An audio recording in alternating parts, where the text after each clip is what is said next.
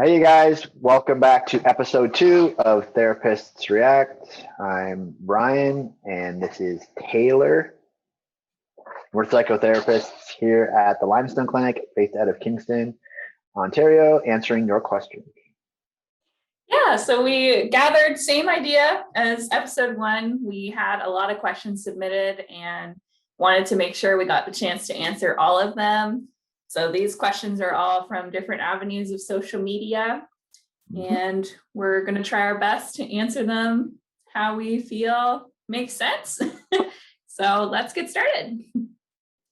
So our first question, there was a couple of them related to kind of when cases feel too personal, like if we can really relate to them and kind of how we deal with that. Is it too much? Do we think it's, helpful to the client? Kind of that general topic, if you want to take us away on that, Ryan. Yeah, that is a great question because it happens. We're human and we have our own life experiences. As therapists, we all go through our own stuff, and sometimes a client will present something that hits close to home. And I remember when I was first started doing therapy, there was just some issues that were coming up that, like, why am I having such a reaction to what's going on? And I realized I have a lot of my own kind of work to do as well. So that helped lead me to starting doing my own discovery as well and healing. But yeah, it's like it happens, and you kind of just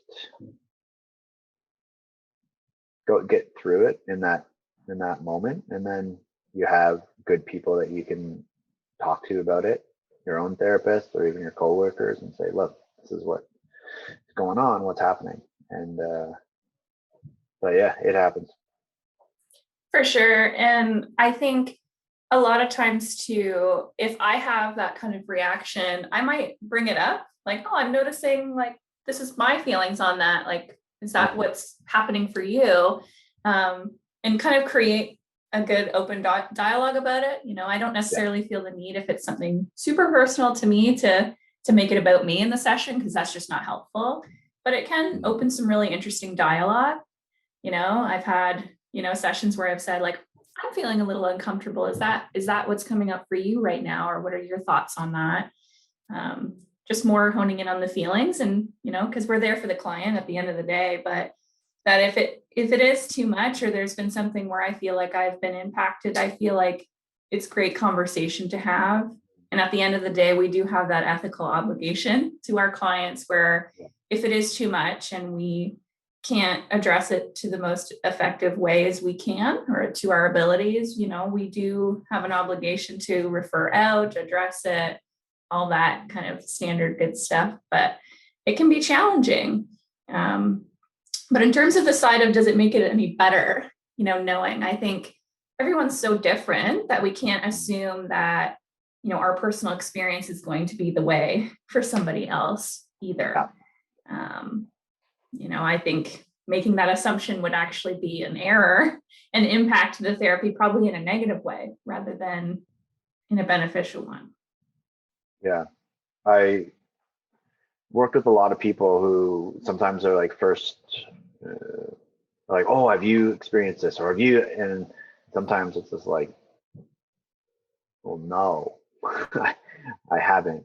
And that doesn't necessarily mean I can't empathize or relate.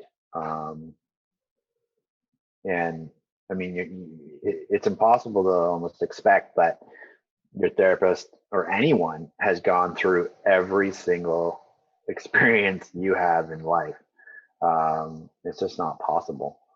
So sometimes there's this belief that they have to have the exact same kind of experience as I do, or else there's no way I can't work with them because they won't get me. Mm-hmm. And I mean, it's just not necessarily true. So Oh, for sure. Can you imagine if I had experienced every trauma out there to be able to work Yeah, with like all the trauma people that I see in a week, right? That'd be, a lot for me as a person, but also it just doesn't make sense, right? yeah. So I definitely agree with that, but that's not always needed to add that extra layer of, Mhm. building those relationships and being able to empathize with people. But I usually tell clients that I'm like where you've come from is really important, but I'm more interested in helping you get to where you're going, where you're wanting to go. And when we're on that same kind of like wavelength and page, then good things happen. words of wisdom.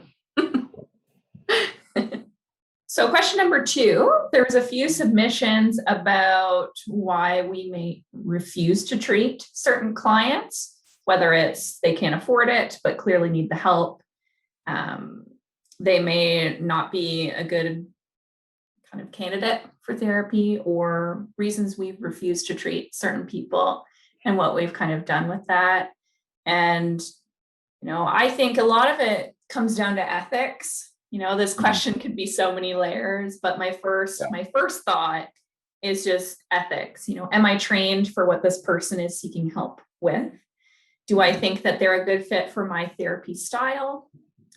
There might have been reasons where it might just have been a personality, like we maybe had a few sessions and it was like, maybe we're both not feeling it, or what's kind of coming up there, where a referral might be indicated. When it comes to financials, ethically, I have an obligation to make sure someone gets services that's going to be helpful. So coming to a private practice, for example, like where Ryan and I work, isn't going to be ethically helpful because, we don't get private funding or government funding like some other agencies do to be able to offer support at a different rate or at a sliding scale or even for free. So I think for that, just making sure we make the proper referrals if it's indicated, and just making sure that it's a good fit, because if it's not a good fit, it's just not going to be helpful, right? Yeah. Same with if it's something like someone comes in and says they have a certain diagnosis, for example, and I have no idea or no training or experience working with that individual, taking them on just isn't going to be helpful. So I think a lot of it comes down to like that ethical obligation of making sure that it's going to be successful, whatever that means, whether it's financial, service-based, intervention-based, all that good stuff. So that'd be my initial thoughts to a very big question. Yeah. Well, I think talking about how it wouldn't necessarily be helpful to the client, it would also could be somewhat detrimental to us as therapists, right? Like we could, get burnt out, or if we started taking on clients that we really weren't trained to deal with, like we could be doing them harm, and we could be doing ourselves harm and disservice. And then nobody's winning at that point. Yeah. On the aspect of like the money piece, again, it's just like, I think there's this notion that, we're in the helping field, and it's like, yeah, we just, we want to help. Like, right? We want to help people get well, and we want people, but we can't necessarily get or see everyone. We can't take on everything. We can't take on so much stuff, because we will get burnt out. We're just people. And some therapists can do more, like see more people, and some don't, and it's just how we are. Yeah, I think that the fit too is really key. And the research has shown that the biggest indicator for positive outcome is the relationship you have with someone. And so if it's not a good fit, it's okay to say, I don't think this is a good fit. I think, working with someone else. And some people might take that really personally, and okay, but it's not a personal thing. It's just we're not connecting, and I want, like, ethically, I want to make sure that you're going to be in a good spot and get the best care that you can. Well, I think a lot of people face, if we do bring that up, I've heard many times that people get confused with us liking you as a person compared to what's going to actually make a difference therapy wise. There's some people that I've worked with that, we get along and it feels like great, but maybe something's not going somewhere. And I have to kind of make that ethical call to be like, we've been working together this long. I feel like we've reached a roadblock. Something needs to change, or variety of reasons that could come up, but there is a big difference from liking the people we see and having maybe a more kind of friendship feel, or where you get along and it feels good that way, and just like there's a difference from someone might like me as a person, but am I the best therapist for you? Maybe not, and that's okay. Yeah. And just like you said, Ryan, I'd rather people bring that up to be like, you know what, this has been fun, but I'm just not feeling it, or create that dialogue. Another thing that happens a lot with intakes, if we bring up the idea that maybe it doesn't feel like a good fit, one of the most common things I hear is people saying, so I'm too messed up for you. Yeah. And that's just simply not true. In fact, I would argue it actually has more to do with me than it does to do with you, because it's all those things that we already mentioned, right? Training, experience, sometimes it's even just a gut feeling, right? Sometimes I just get a gut feeling like, I don't think that maybe I'm the best fit, right? And that's usually me not being the best fit for you, right? Rather than actually the other way around, because, it's your life, your story. Can I be the best person to help you with it? Maybe not. Yeah. And it's just like human relationships. You don't necessarily just hang around with people that you despise and you don't get along with, right? You change that, right? And it'd be better to just have these conversations than you just kind of ghosting your therapist someday and just not coming back. Like, well, what happened? Because if it's not working, we can also help with that process of, okay, well, maybe we can help you find someone who would be a better fit. Exactly. Yeah. Question number 3, how do you know when you can stop seeing your therapist? Well, I think there's a couple answers to that question. One, you've reached all your goals, right? You set your goals. You've kind of just came and kicked ass, and you did what you wanted to do in therapy. You realize that the 1 hour of therapy a week isn't really going to do a lot if you don't do anything the other 167 hours a week. And you just crushed it and you moved on and you're ready to go and take on life. And it's like, all right, you can fire me now. That's great. There's other times where it's just like, like we talked about in the last question, it's just, this isn't a great fit. We're not really getting anywhere. We're not going anywhere. And maybe changing up something is probably what's best and ethically the right thing to do. I'll let you take on some more questions. You touched on a lot of things that I would agree with, right? I think there's a lot of different reasons why you would stop seeing a therapist, but more often than not, I just encourage people to go with their gut. If whatever that means, if your gut's saying like, you know what, I think I've got what I needed out of this. Sometimes even as a therapist, I'll bring it up. Like, I'm noticing the last few weeks, like you haven't had much to bring, it sounds like you're feeling like we're where we need to be. But as the client, I think it's just going with your gut. If you feel like it's not a good fit, if you feel like you've reached your goals or all of those things, like, Ryan mentioned, I think just go with your gut, go with what feels right. You're the expert of your own life. So, exactly. You should know when it feels right, or even if you're not sure, bring it up. It's a great conversation in therapy to be like, I'm not sure, I'm noticing on one hand, I feel like I've reached all my goals, but on the other hand, I'm afraid to stop seeing you because what if something bad happens and then I need to talk to you? All those things are really great conversations, even in the therapy setting. So just go with your gut. Go with your gut. That's what I do. It's not always the best, but I do have a dad bod, so whatever. It's all good.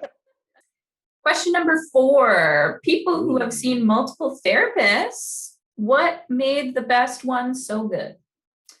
I would say for this one, there's a couple of variables there.